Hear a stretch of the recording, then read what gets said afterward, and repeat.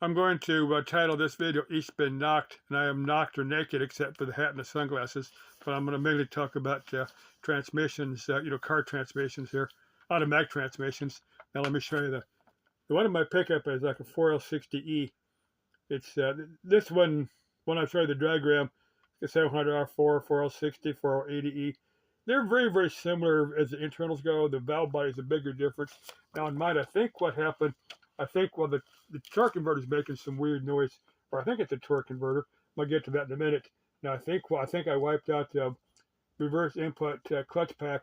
I think I can take it apart and replace just that clutch pack. I think that will, that and the torque converter. I just need to get some gaskets and seals. Now this is a C6. Let me show you. I've rebuilt C6s. That's a Ford, popular Ford, the old mix of the 80s, the 70s and 80s. That's a C6. I've rebuilt C6. That's a 3-speed transmission. They're not that hard. And let me show you a 727. Now I did it. It's one of my pickup. I put a card in there. I don't see it now. But anyway, I'll show you a 727 later. That's a Chrysler transmission. I'm still looking here, but anyway, there it is. Let me show you a 727 Chrysler. I rebuilt. That's one I had in my dad's pickup, and I rebuilt that one. I rebuilt the transmission one time. I rebuilt the engine a different time, and they ran for years and years. I just done clutches and bands. So the 727's got 3 clutches and 1 band, as I remember. 4L60E is 5 clutches and 2 bands. So I definitely need to go through there and see what else going on with it, see what's burnt, before I put it back together. Now I've got the one that's in there. There's one that came with it in the pickup, and I tell you what I think happened. Now, I'd drove the pickup for a couple of years, and then it got to the point where it would just barely go. And I thought it was one of the clutches had. I found one in the wrecking yard, and I just put that in there. It worked fine. So I went ahead and tore apart what was in there.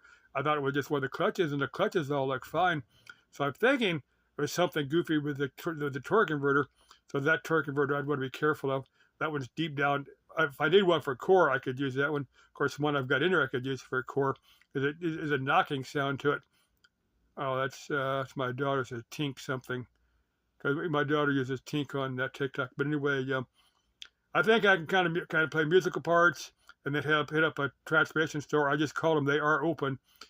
If anybody needs transmission parts here in the valley, there's a place. It's like Transtar. It's like on 43rd Avenue, just north of Camelback. I did just call them, and they said they are still open. Because the catalog I've got, I haven't been in there for parts in about 5 or 6 years. So I wanted to call them and make sure that they were still there. And they are. It's Transtar, 43rd Avenue, just north of Camelback. Okay.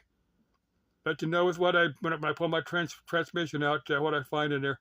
I'll probably show you all the burned parts and stuff. Now, you need to close your eyes when you see burned transmission parts because they can be terrifying. Okay.